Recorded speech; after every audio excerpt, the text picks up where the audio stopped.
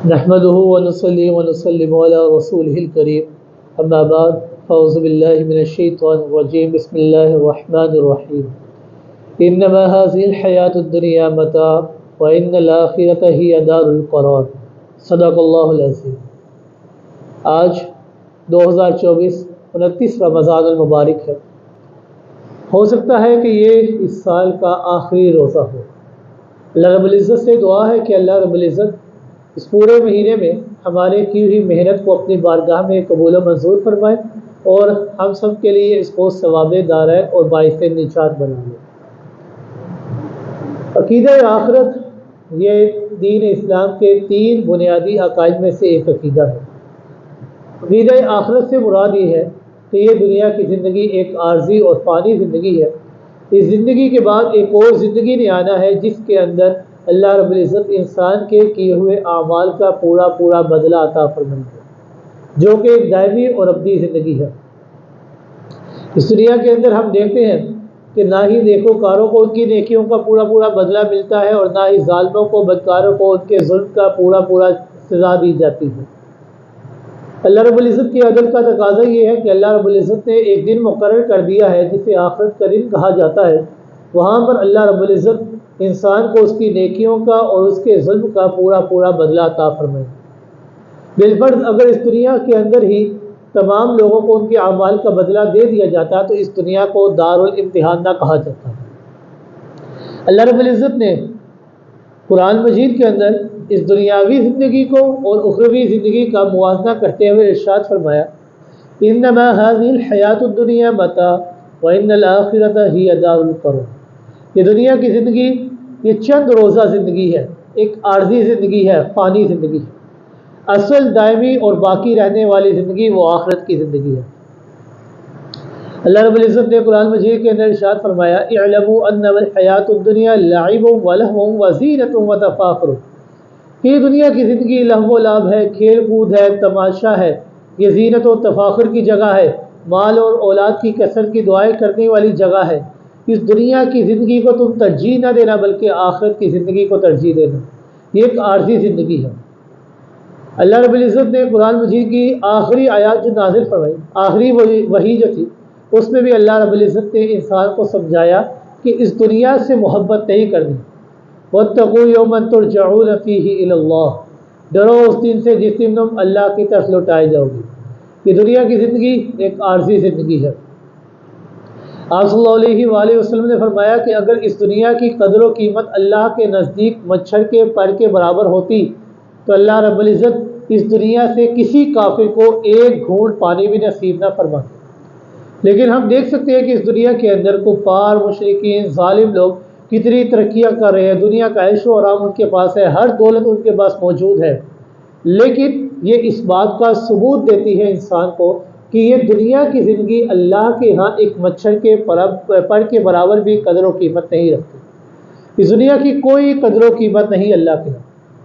آپ صلی اللہ علیہ وآلہ وسلم صحابہ کرام کے ساتھ ایک دفعہ باہر نکلے تو دیکھا کہ ایک بکری کا مردار بچہ زمین پر پڑا ہوا ہے، جس کا کان بھی کٹا ہوا ہے اور بدبودار بھی ہے۔ آپ صلی اللہ علیہ وآلہ وسلم نے صحابہ کرام سے فرمایا کہ تم میں سے کون بندہ اس بات کو پسند کرے گا کہ اس مردار بکری کے بچے کو 1 درہم کے عوض خرید لے؟ صحابہ کرام نے عرض کیا، یا رسول اللہ صلی اللہ علیہ وآلہ وسلم ہم میں سے تو کوئی بھی نہیں خریدے گا، کیونکہ یہ بدبودار ہے، مردار ہے، کوئی بھی اس کو کھائے گا نہیں، حرام ہے، تو ہم میں سے کوئی اس کو 1 درہم کے عوض نہیں خریدے گا۔ اگر کوئی مفت بھی دے گا تب بھی اس کو نہیں کوئی لینے کا پسند کرے گا۔ آپ صلی اللہ علیہ وآلہ وسلم نے حقیقت سے پردہ اٹھاتے ہوئے فرمایا، واللہ، اللہ کی قسم، اس دنیا کی قدر و قیمت اللہ کے ہاں اس مردار بکری کے بچے کے برابر بھی نہیں ہے، یعنی اس کی کوئی قیمت نہیں ہے دنیا کی۔ آپ صلی اللہ علیہ وآلہ وسلم نے صحابہ کرام کو سمجھا دیا کہ اپنی فکر کا مرکز، اپنی سوچ کا مرکز اس دنیا کی زندگی کو نہیں بلکہ آخرت کی زندگی کو تمہیں بنانا ہوگا۔ اس دنیا کے اندر انسان ہر وقت مال کی طرف میں لگا رہتا ہے، مالی مالی مالی، میرا مال میرا مال میرا مال، کیسے بڑھے گا؟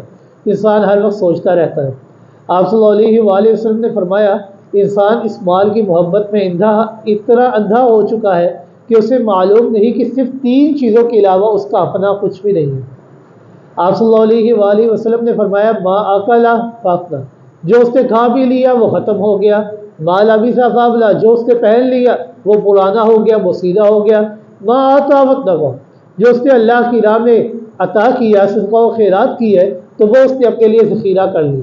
ان تین چیزوں کے علاوہ جو کچھ اس دنیا کے اندر ہے اس کا اپنا کچھ بھی نہیں ہے، وہ محض ایک چوکی دار کی حیثیت سے موجود ہے۔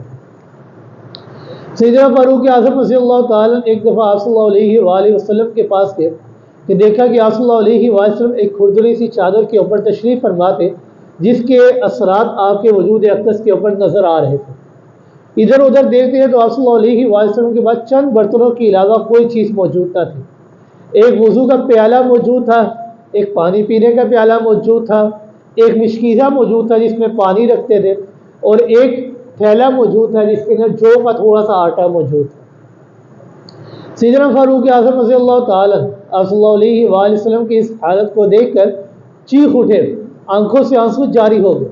آپ صلی اللہ علیہ وآلہ وسلم نے فرمایا ما یبکیک یا عمر، اے عمر آپ کو کیا ہوا ہے، آپ رو کیوں رہے ہیں؟ سیدنا فاروق اعظم رضی اللہ تعالیٰ نے ایسی بات کہی کہ آپ صلی اللہ علیہ وآلہ وسلم بڑے حیران ہو گئے اور اٹھ کر بیٹھ گئے۔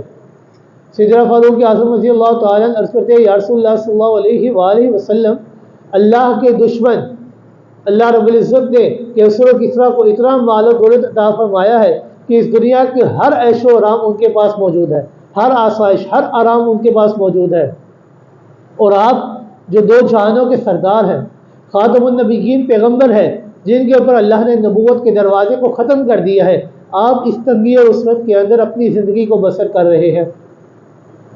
آپ صلی اللہ علیہ وآلہ وسلم نے سیدنا فاروق اعظم رضی اللہ تعالیٰ کو فرمایا کہ اے عمر آپ دنیا کی زندگی کو ترجیح دیتے ہیں؟ آپ صلی اللہ علیہ وآلہ وسلم نے فرمایا مالی ولی دنیا، میرا دنیا سے کوئی سروکار نہیں، میرا دنیا سے کوئی تعلق نہیں۔ ما انا الا کراکب استظل تحت شجرۃ ثم راحا وترک، میری مثال تو اس دنیا کے اندر یوں ہی ہے کہ جس طرح ایک مسافر اپنے سفر سے تھک ہار کر تھوڑی دیر آرام کرنے کے لیے ایک درخت کے سائے کے نیچے بیٹھتا ہے اور پھر آرام کرنے کے بعد وہاں سے چل پڑتا ہے، یعنی اس کا وہ کوئی مستقل ٹھکانہ نہیں ہے، تو میری مثال بھی اس دنیا کے اندر ایسے ہی ہے کہ میں یہاں پر مستقل نہیں آیا۔ یہ دنیا کی زندگی عارضی زندگی ہے، اصل زندگی آخرت کی زندگی ہے۔ آپ صلی اللہ علیہ وآلہ وسلم نے سیدنا فاروق اعظم رضی اللہ تعالیٰ عنہ کو فرمایا کہ اے عمر کیا آپ اس بات پر راضی نہیں ہوتے کہ اللہ رب العزت نے کفار کو مشرکین کو جو کچھ عطا کرنا تھا اس دنیا کے اندر عطا کر دیا، اور ہمیں جو اللہ عطا کریں گے وہ آخرت کے اندر عطا ہوں گے؟ کیا آپ اس بات پر راضی نہیں؟ سیدنا فاروق اعظم رضی اللہ تعالیٰ فرما دیں یا رسول اللہ میں راضی ہوں اس بات پر۔ آپ صلی اللہ علیہ وآلہ وسلم صحابہ اکرام کی ایک مجلس پہ گئے جہاں پر صحابہ اکرام ایک دوسرے کے ساتھ ہنسی مذاق کر رہے تھے، مسکرا رہے تھے۔ آپ صلی اللہ علیہ وآلہ وسلم نے صحابہ اکرام کو فرمایا کہ اے صحابہ اکرام لذتوں کو توڑ دینے والی موت کو کثرت سے یاد کرو، کیوں؟ قبر روزانہ دن میں 4 آوازیں لگاتی ہے، انا بیت الغربہ کہ میں مسافرت کا گھر ہوں، انا بیت التراب میں مٹی کا گھر ہوں، انا بیت الوحدہ میں تنہائی کا گھر ہوں، انا بیت الدود میں کیڑے مکوڑوں کا گھر ہوں، لہذا تیاری کر کے آنا۔ آپ صلی اللہ علیہ وآلہ وسلم تمام لوگوں کو یہی تعلیم دیتے رہے کہ اس دنیا کی زندگی کو ترجیح نہ دینا بلکہ آخرت کی زندگی کو ترجیح دینا۔ یہ دنیا یہ لہو و لعب ہے، کھیل کود ہے، تماشا ہے، ایک عارضی زندگی ہے۔ اس دنیا کے اندر اللہ نے تمہیں بھیجا ہے امتحان کے لیے کہ اس دنیا کے اندر تم نیکی کا راستہ اختیار کرتے ہو یا بدی کا راستہ اختیار کرتے ہو، یہ تمہارے اوپر ہے۔ اب نیکی کا راستہ اختیار کر کے جنت جا سکتے ہو اور بدی کا راستہ اختیار کر کے جہنم جا سکتے ہو۔ اللہ رب العزت نے اس دنیا کو دار الامتحان بنایا ہے، اس لیے آپ صلی اللہ علیہ وآلہ وسلم نے فرمایا اغتنم خمسا قبل خمس، 5 چیزوں کو 5 چیزوں سے قبل غنیمت سمجھو۔ اپنی جوانی کو اپنے بڑھاپے سے پہلے غنیمت سمجھو، اپنی جوانی سے بھرپور فائدہ اٹھاؤ، اپنی صحت کو اپنی بیماری سے پہلے غنیمت سمجھو، اپنی فراغت کو اپنی مشغولیت سے پہلے غنیمت سمجھو، اپنی مالداری کو فقر و فاقے سے پہلے غنیمت سمجھو، اور اپنی زندگی کو اپنی موت سے پہلے غنیمت سمجھتے ہوئے اس سے فائدہ اٹھا لو۔ بعد میں جب موت آ جائے گی اور پھر تم کفے افسوس ملتے رہو گے، ہتھیلی ملتے رہ جاؤ گے، افسوس کرتے رہ جاؤ گے، لیکن اس وقت تمہارے افسوس کا کوئی فائدہ نہیں ہوگا۔ لہٰذا تمہارے پاس ابھی زندگی ہے، اللہ نے تمہیں زندگی عطا فرمائی ہے، تو اس زندگی کے اندر اللہ کی خوب عبادت کرو، کیونکہ یہ دنیا یہ لہو و لعب ہے، کھیل کود ہے، تماشا ہے، ایک عارضی زندگی ہے۔ اس دنیا کو ترجیح نہ دینا بلکہ آخرت کی زندگی کو ترجیح دینا۔ اللہ رب العزت سے دعا ہے کہ اللہ رب العزت عمل کرنے کی توفیق عطا فرمائے۔ وما علینا الا البلاغ المبین۔